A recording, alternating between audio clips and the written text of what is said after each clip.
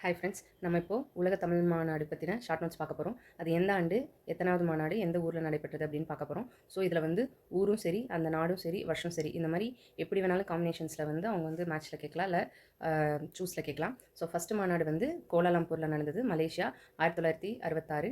ரெண்டாவது வந்து சென்னை, இந்தியா, 1968. மூணாவது வந்து பாரிஸ், ஃப்ரான்ஸு, 1970. நாலாவது வந்து யாழ்ப்பாணம், இலங்கை, 1974. அஞ்சாவது வந்து மதுரை, இந்தியா, 1981. ஆறாவது வந்து கோலாலம்பூர், மலேசியா, 1987. ஏழாவது வந்து போர்ட் லூயிஸ், மொரீஷியஸ், 1989. எட்டாவது வந்து தஞ்சாவூர், இந்தியாவில் நடந்திருக்கு, 1995. ஒன்பதாவது வந்து கோலாலம்பூரில் நடந்திருக்கு, 2015. பத்தாவது வந்து சிகாகோ, அமெரிக்காவில் இருக்குது, 2019. 11ஆவதும் கோலாலம்பூரில் நடந்திருக்கு, அது 2023 நடந்திருக்கு. ஸோ இது அதிகப்படியாக வந்து கோலாலம்பூரில் நடந்திருக்கு. அதே மாதிரி இந்தியாவில் ஒரு 3 தடவை வந்து நடந்திருக்கு.